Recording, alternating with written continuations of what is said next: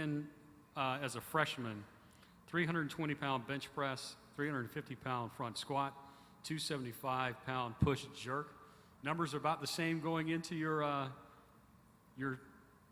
senior year, or have you slacked off a little bit? Yeah, it's been a significant jump in those numbers since freshman year. They gone up probably, I know my front squat's gone up a tremendous much, but yeah, those guys in the weight room have been doing a great job with me and making sure I'm working at my peak levels. So, Coach Gentry did a great job, and then Coach Hilgard has continued to do a great job with me. Questions in the room for Ken in the very back, right in the center. Nope, red shirt, camera, second row. Hey, Ken. Mitch Carr, WRIC in Richmond.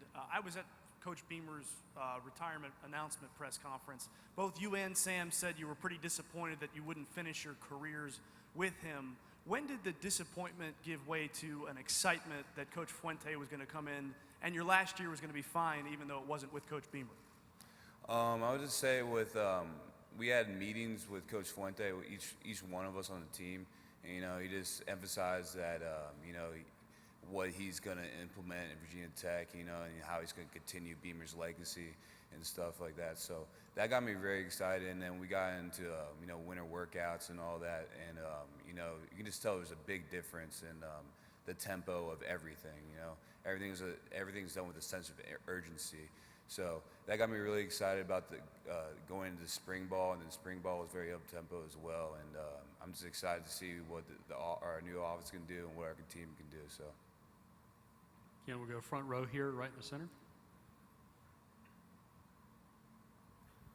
Ken, Dan Tortora, wakeupcalldt.com. Kind of going off of that, just what you can say about the energy coming out of the spring and kind of how you're defining Virginia Tech under this first year with Coach Fuente.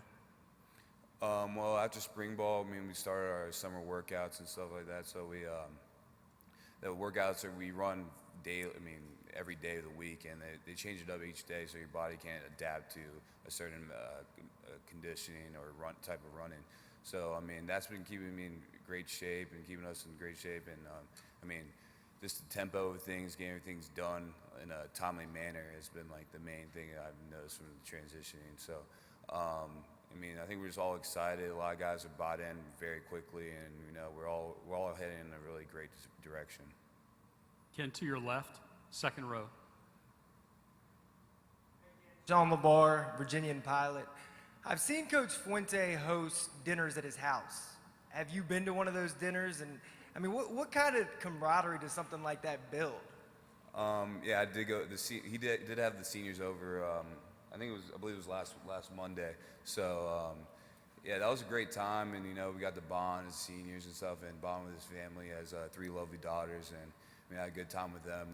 They gave us a tour of the house, and it was just a great time and a great bonding moment with Coach Fuente and his family and the seniors.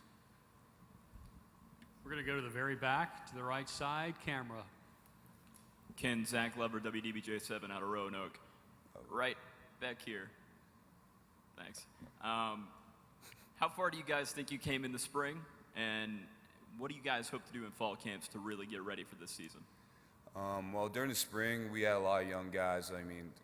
Filling up, had to step up. So we had to get those guys up to speed, definitely, going into the summer. So a lot of guys took a lot of big steps forward, and I was very proud of them. A lot of the guys, we had a lot of young defensive ends. So I spent most of my time during spring ball, coaching them up and what they could do better and giving them tips and stuff like that. So, but going in the fall, I'm just looking forward to these guys to continue to progress, and we had a lot of young guys just mature over this off season. So on both sides of the ball. So I'm just excited to see how it all plays out and how our hard work pays off. Ken, to your right, second row. Bob Holliday, WRL.com. Luther Maddie and Daddy Nicholas, of course, have departed. Bud Foster defenses are known for putting pressure on the quarterback. So you're now the guy that has to go after and get the quarterback. I wanted to ask you about that. And then secondly, the fact that in this coaching transition, there is a great deal of continuity with Bud Foster still running the defense. What's that like? So, departure of Luther and Daddy, and there's Corey Marshall as well. Those are great guys. They put a lot of work in, and you know, they were on the quarterback's tail a lot. So, I mean, I had to fill that role, but we also have other great guys that can fill those roles as well. I mean, you have Woody Barron, Nigel Williams, and, you know, a lot of young talent there as well. So, we've put in a lot of work in the offseason, definitely after the workouts, just working on the pass rush moves and what we could get better, and, you know, watching the tape of, you know, like offensive linemen that we're going to face. So we've been preparing a lot this offseason, more than usual.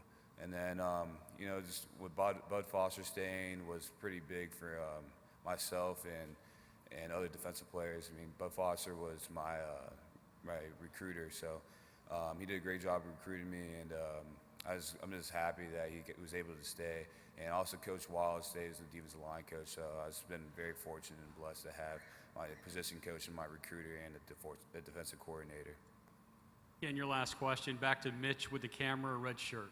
Once again, Mitch Carr, WRIC in Richmond, Virginia. Your sports information department has developed a bingo game for Coach Fuente's sayings, because apparently he repeats a lot of the same things over and over again. I wonder what that culture is that he's drilling into you guys, if you could describe the culture that he is bringing to Blacksburg. Well, the first three, I mean, there's just 3 words. It's hard, smart, tough, you know. So, I mean, you got to work hard, obviously, you know, in the weight room, off the field, you know, in your studies and stuff like that. Get stuff done off the field so you can just worry about stuff on the field. You know, you got to be smart. That goes along with it as well. You know, you got to know the playbook. You know, you can't mess up. You got to know where to line up and how to react to certain formations and stuff like that. You just got to be tough. So, you know, consistent basis. You got to play hard. You know, you get what you put in. So, he's been drilling that into us since day one, and I mean, a lot of people have been buying into that motto, and this has been working out really well for us. Ken, thank you.